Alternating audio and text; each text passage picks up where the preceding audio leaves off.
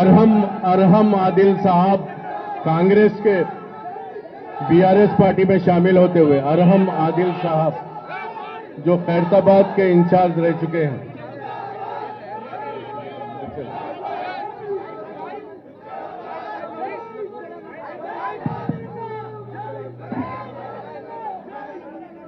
जय तेलंगाना। हमारे शहीद और हमारे, अरे भाई निकालो यार, पीछे नहीं दिख रहा तो अब आप भाई मेरे थोड़ा हट जाओ, यहाँ से थोड़ा हट जाओ, उनको दिखने दो।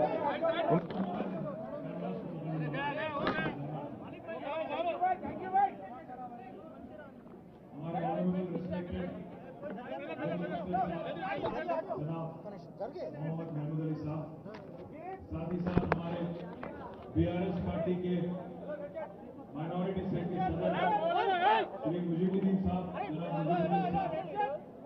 हमारे आए हुए हैं।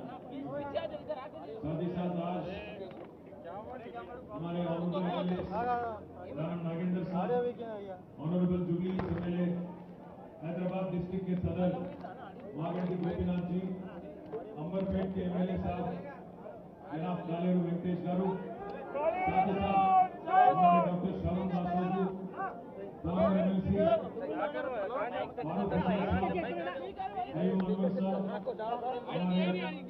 बोर्ड के चेयरमैन, साथ ही साथ जितने भी हमारे लीडर हैं हमारे मशेराबाद के मेरे साथ भी हैं जनाब मुता गोपाल साहब, और साथ ही साथ जितने भी हमारे लीडर हैं हर जिला से यहाँ आने वाले हमारे लीडर हैं, मैं तमाम हमारे पूरे डिस्ट्रिक्ट लीडरों को और हैदराबाद में इतनी बड़ी संख्या में तादाद में आप सभी भाई और बहन हमारे जो भी आज शामिल है, मैं आपको तहे दिल से शुक्रिया और आज हमारे शेख अब्दुल्ला सुहेल भाई ने कहा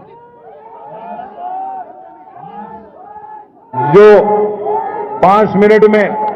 5 मिनट में 2-4 बहुत अहम आज चीज आपने जो बताए हमें, मैं आपको पहली बात तो केसीआर साहब की तरफ से और बीआरएस पार्टी की तरफ से आपका शुक्रिया अदा करता हूं और आपको तहे दिल से, दिल की गहराइयों से आपकी वेलकम करता हूं और उम्मीद करता हूं हम सब मिलके जो बात आपने कही, तेलंगाना में पिछले 9.5 सालों में जो अमन, भाईचारा और खुशहाली जिसको केसीआर साहब ने बरकरार रखा और मजबूत किया, इसको और तेजी से आगे ले जाने की कोशिश हम सब लोग मिलजुल के करेंगे। आपने एक बात सही कहा, आज 35 साल कांग्रेस पार्टी में काम करने के बाद सुहेल भाई ने एक बात कहा कि एक आरएसएस एजेंट को, एक बीजेपी के एजेंट को आज गांधी भवन उनके हवाले कर दिया गया। मैं तो एक ही बात कहता हूं, आज गांधी भवन में गार्ड से घुस गया, गार्ड से बैठ गया और वो चला रहा है आज कांग्रेस पार्टी को तेलंगाना में। बात सिंपल है, आज बीजेपी का ये साजिश है कि किसी भी हाल में आज तेलंगाना में एक तनाव पैदा करे और जो अमन और भाईचारा, जो गंगा जमुना तहजीब आज तेलंगाना में केसीआर साहब के सदारत में आज देखने को मिल रहा है, इसको किसी भी तरह डिस्टर्ब करना है।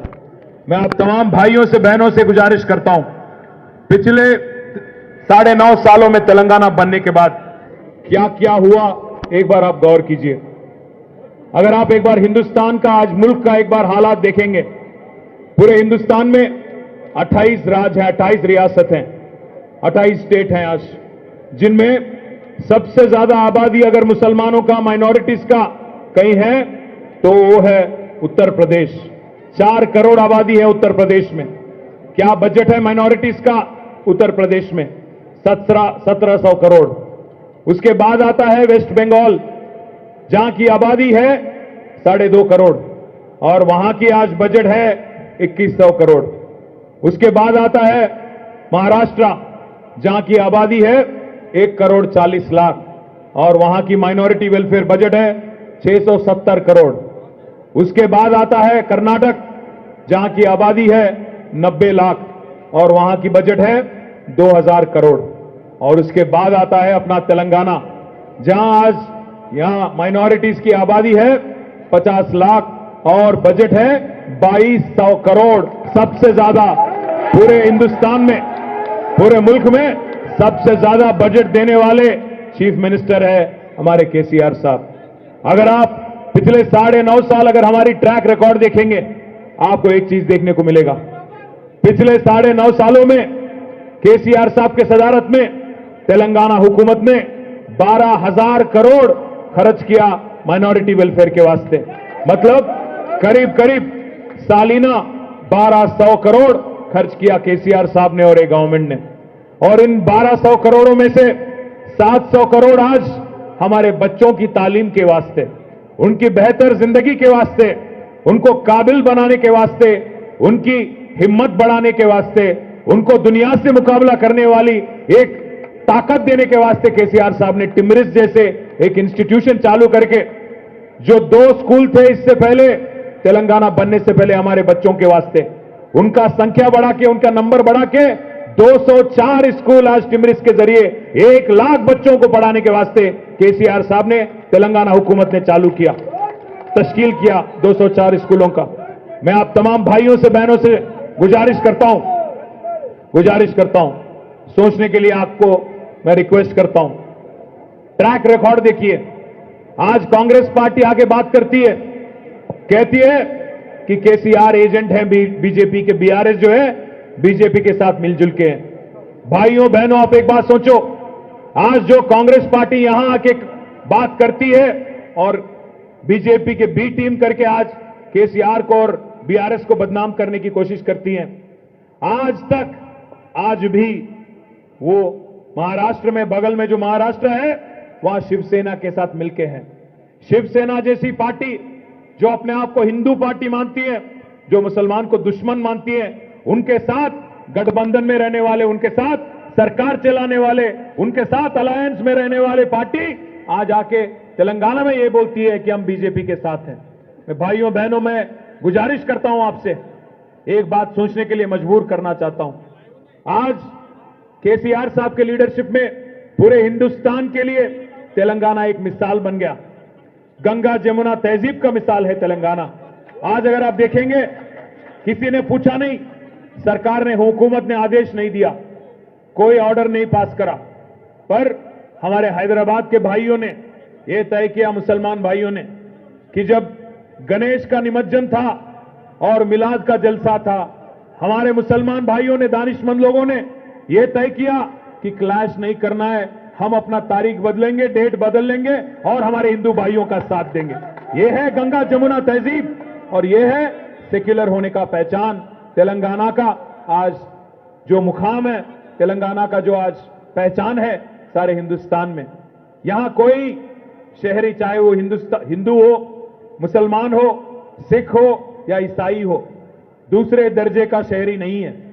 आज हर कोई तेलंगाना में बराबर का उनका इज्जत मिलता है, बराबर का उनका हक मिलता है।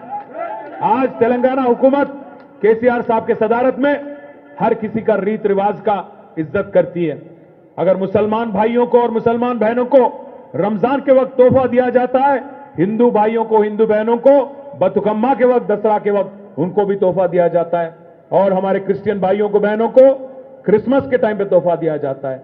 आज केसीआर साहब ऐसे लीडर हैं जो एक ही चीज में विश्वास रखते हैं।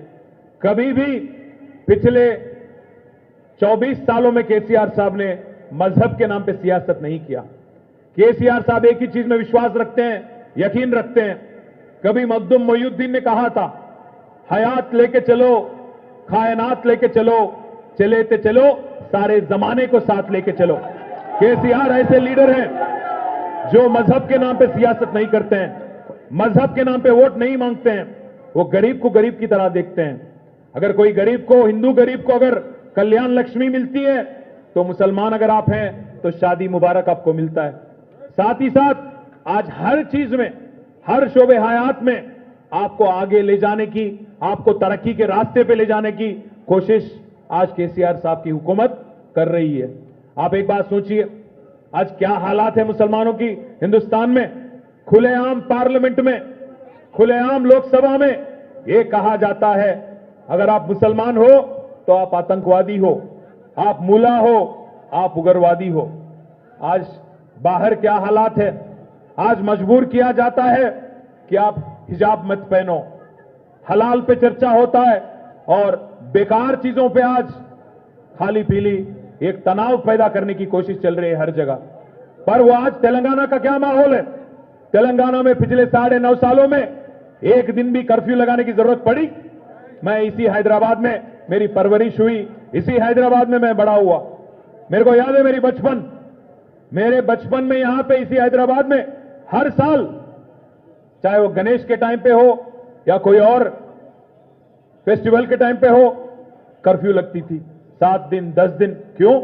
क्योंकि एक सियासी झगड़ा, हिंदू मुसलमान भाई हमेशा साथ थे, साथ रहेंगे, पर जो एक साजिश थी, जो एक कोशिश थी हमको अलग करने की, इसको लेके कांग्रेस ने बहुत खूब फायदा उठाया और बीजेपी ने बहुत फायदा उठाया और काफी हद तक आप उनको वोट देते रहे। आज मुझे हंसी आती है कांग्रेस के लीडरों को सुनते हुए। वो कहते हैं कि एक मौका दो, तेलंगाना को हमने आपको दिया। मैं आप तमाम भाइयों से बहनों से पूछता हूं, एक मौका, क्या आपने उनको एक मौका दिया? आपने तो उनको 11 मौका दिया। बार बार आपने मौका दिया उनको और उन्होंने बार बार आपको धोखा दिया। आप मौका देते गए, वो आपको धोखा देते गए। मैं इसलिए ये बात कहता हूं और आपको सोचने के लिए मजबूर करता हूं। आप ये बात सोचिए, आज 50 साल पहले अगर या 75 साल पहले आजादी के वक्त क्या हाल था मुसलमान का हिंदुस्तान में, आज क्या हाल है? अगर आप बेहाल है, अगर आप और गरीबी में फंस गए और लाचारी में और पासमंदगी में आप फंस गए, कौन जिम्मेदार है इसका? आपने मौका दिया कांग्रेस को और उन्होंने आपको धोखा दिया, इसलिए गरीबी बढ़ी, लाचारी बढ़ी और हालात और भी बदतर हो गया। इसलिए आज मुलाजिमात में हर वो चीज में जिसमें आपको इंसाफ मिलना था, नहीं मिला। कांग्रेस ने हमेशा आपको एक वोट डालने की मशीन की तरह देखा, उसके अलावा कुछ नहीं। बार बार उन्होंने बीजेपी को दिखाया और किसी को दिखाया, आपका वोट लिया और गद्दी पे बैठ गए, फिर आपको भूल गए, आपके लिए कोई प्रोग्राम नहीं करे। आज बहुत बोलते हैं वो, फिर एक बार कोशिश कर रहे हैं बीजेपी को दिखा के, किसी और को दिखा के, आपको डरा के, फिर केसीआर से आपको दूर करने की साजिश है। मैं अब तमाम भाइयों से बहनों से पूछता हूं, क्या हमारी याददाश्त इतनी कमजोर है? क्या हालात थे और क्या हाल हुआ आज? 1952 में जब हिंदुस्तान में पहली गवर्नमेंट जो बनी, आज कुछ लोग कहते हैं राहुल गांधी यहां के बोलते हैं केसीआर और मोदी मिलके हैं। मैं पूछना चाहता हूं आपसे, क्या हमारी याददाश्त कमजोर है? 1952 में जब नेहरू साहब की पहली गवर्नमेंट बनी थी, उसमें क्या आरएसएस के लीडर श्यामा प्रसाद मुखर्जी आपके कैबिनेट मिनिस्टर नहीं थे? आपके साथ नहीं थे 1952 में गवर्नमेंट में? वो क्या हम भूल गए? वो आरएसएस हमेशा से आपके साथ थी। आज नहीं, जब इंदिरा गांधी प्राइम मिनिस्टर बनी थी, ये मेरी बात नहीं है। कई सारे किताब है, कई सारे हिस्टोरिकल डॉक्यूमेंट है ये प्रूव करने के लिए कि इंदिरा गांधी का भी साथ दिया आरएसएस ने उनको प्राइम मिनिस्टर बनाने के लिए।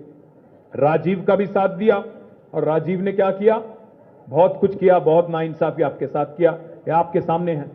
मैं ज्यादा नहीं कहना चाहता, बट एक बात जरूर कहूंगा, आज जो लोग बीजेपी को बार बार दिखा के, आपको डरा के आपकी वोट लेने की कोशिश कर रहे हैं, मैं उनसे पूछना चाहता हूं, क्या आपका लीडर, कांग्रेस के लीडर, पंजाब के फॉर्मर चीफ मिनिस्टर, उन्होंने खुद सोनिया जी को लेटर नहीं लिखा? क्या लिखा उन्होंने? कि आप आज एक आरएसएस के आदमी को तेलंगाना प्रदेश कांग्रेस कमेटी के अध्यक्ष बना रहे हो, रेवंत रेड्डी को। ये क्या नाइंसाफी है हमारे साथ? उन्होंने लेटर लिखा। ये आपके पास आज खुलेआम मिलेगा कहीं भी, अगर आप गूगल करेंगे, यूट्यूब जाएंगे, आपको लेटर मिल जाएगा। मैं आज पूछना चाहता हूं, कांग्रेस पार्टी क्या संदेश देना चाहती है, क्या मैसेज देना चाहती है पूरे अवाम को? मैं भाइयों से बहनों से एक और चीज भी पूछना चाहता हूं, अगर आज 10 साल के बाद कोई कर्फ्यू नहीं, कोई गड़बड़ नहीं, कोई दंगा नहीं, कोई फसाद नहीं, अगर हम लोग मिलजुल के भाईचारे के साथ, अमन के साथ, खुशहाली के साथ हर शहरी आज तेलंगाना में आज पूरी तरह से महफूज है और अपने आप को महफूज महसूस करता है। आपको इस बात से क्यों तकलीफ हो रही है कांग्रेस वालों? आपको क्या बेचैनी है? 10 साल क्योंकि आप सत्ता से हुकूमत से दूर है इसीलिए बेचैन है। पैसे बनाने की जो आदत है, पैसे जो लूटने की जो आदत है आपकी, क्योंकि गद्दी नहीं है, बेचैनी हो रही है। इसीलिए बार बार डरा के धमका के किसी और को शैतान बना के दिखा के वोट लेने वाली जो एक स्ट्रैटेजी आपकी है इस बार नाकाम हो जाएगी, क्योंकि लोग समझ गए कि कौन दोस्त है और कौन दुश्मन है। आज मैं भाइयों से बहनों से बस एक चीज जरूर कहूंगा कि आप वोट डालने से पहले सोचना जरूर, क्योंकि जिन्होंने जिद्दोजहद की तेलंगाना के लिए, जिन्होंने इतना इस हद तक कोशिश की कि मौत के मुंह में जाके जिद्दोजहद करके 11 दिन फास्टिंग करके तेलंगाना लाने वाली केसीआर, और दूसरे तरफ तेलंगाना के मुखालिफत करते हुए राइफल लेके तेलंगाना आवाम पे अटैक करने वाले रेवंत रेड्डी, और तीसरी तरफ है बीजेपी। वो तो आप ही बेहतर जानते हैं। अगर इस हिंदुस्तान में सारे मुल्क में किसी लीडर ने मोदी को फासिस्ट कहा, मोदी को पहली बार प्रधानमंत्री बनने के बाद, वजीर आजम बनने के बाद फासिस्ट कहा, तो सिर्फ और सिर्फ हमारे लीडर केसीआर साहब है जून 2014 में।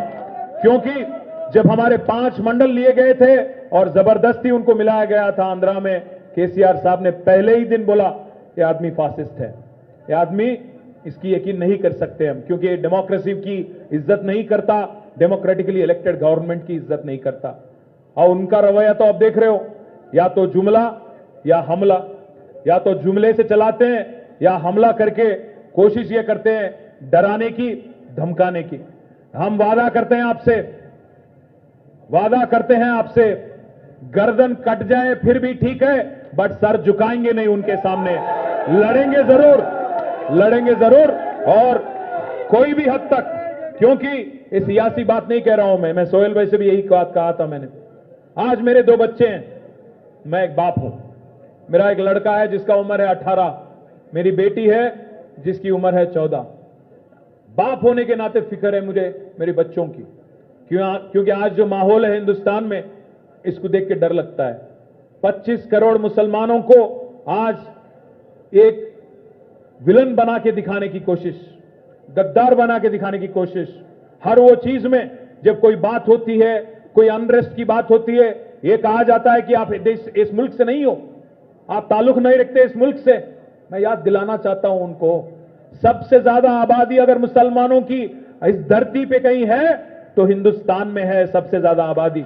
और 25 करोड़ भाइयों को बहनों को दुश्मन दिखा के, 25 करोड़ भाइयों को आज बाकी अवाम के साथ एक तनाव पैदा करके, अनरेस्ट पैदा करके जो आप साजिश कर रहे हो, कोशिश कर रहे हो वोट हड़पने की, ये हमारे आगे आने वाली नस्लों के लिए अच्छी बात नहीं है, हिंदुस्तान के लिए अच्छी बात नहीं है।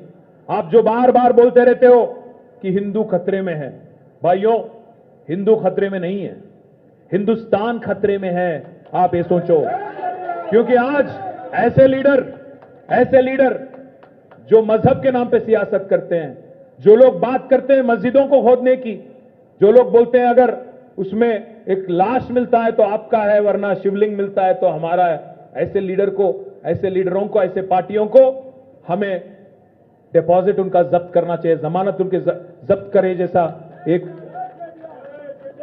हमारा फैसला होना चाहिए। साथ ही साथ कांग्रेस के बारे में भी आप सोचिए, क्या दिया कांग्रेस ने 55 सालों में? गरीबी बढ़ाए, लाचारी बढ़ाई, और गरीब बनाए मुसलमानों को और सारे देश के अवाम को, और आज फिर से आके आपको बीजेपी को दिखा के वोट मांगने की कोशिश कर रही है। आज पूरे हिंदुस्तान में मुझे एक ऐसी सेक्युलर लीडर को दिखा दीजिए केसीआर साहब के अलावा, जिन्होंने इस हद तक कोशिश की, हमारे आगे आने वाली जनरेशंस के बारे में उन्होंने सोचा, इतने बड़े तादाद में स्कूल चालू किया, और इतने ही बड़े तादाद में आज जूनियर कॉलेजेस उन्होंने चालू किए।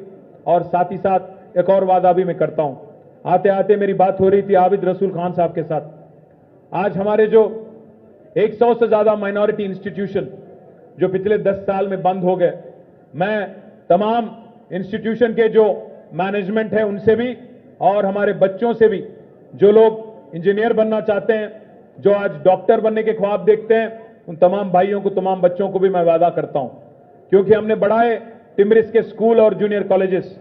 जरूर आपको एक इंस्टीट्यूशनल सपोर्ट भी मिलना चाहिए। आगे नेक्स्ट टर्म में जरूर वो काम भी हम कर दिखाएंगे और आपका पूरी तरह से मदद भी देंगे।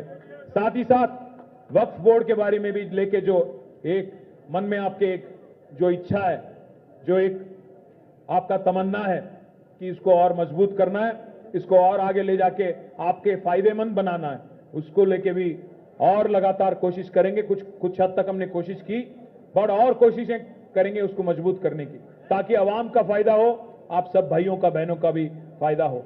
आखिरी में मैं बस इतना ही कहता हूं, आज हिंदुस्तान का हालात आप देखिए, आज बाकी जगह क्या हाल हो रहा है, किस चीज पे चर्चा हो रहा है, ये भी देखिए। हलाल पे चर्चा होता है, हिजाब पे चर्चा होता है, बात होता है कर्नाटक इलेक्शन के दरमियान कि बजरंग दल को बैन किया जाएगा। क्या किया उन्होंने? अभी तक कुछ नहीं हुआ, आगे जाके भी कुछ नहीं करेंगे, क्योंकि उनको मालूम है इस्तेमाल करना है आपको वोट डालने वाली एक मशीन की तरह। इसके अलावा उनका कोई एजेंडा नहीं है कांग्रेस का। इसलिए भाइयों से, बहनों से मैं गुजारिश करता हूं, जो भाईचारा, खुशहाली, अमन तेलंगाना में पिछले 9.5 सालों में हमने देखा, इसी रास्ते पे चलते हैं। वही लीडर के साथ चलेंगे जिन्होंने हमको आज पूरे हिंदुस्तान में पर कैपिटा में नंबर 1 बनाया। वही लीडर के साथ चलेंगे जिन्होंने सबसे ज्यादा आज माइनॉरिटी वेलफेयर के लिए बजट हमको दिया। वही लीडर के साथ चलेंगे जो हमारे भाई बने, हमारे बंधु बने, हर किसी का फायदा किया, चाहे वो आप हिंदू हो, मुसलमान हो, चाहे कोई और हो।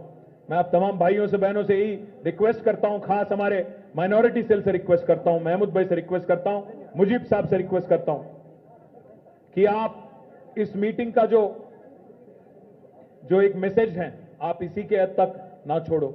आप निकलो पूरे अजलाओं में, आप चलो कॉन्स्टिट्यूएंसीज में, जहां कहीं पॉपुलेशन है, अवाम है, आप वहां चलिए।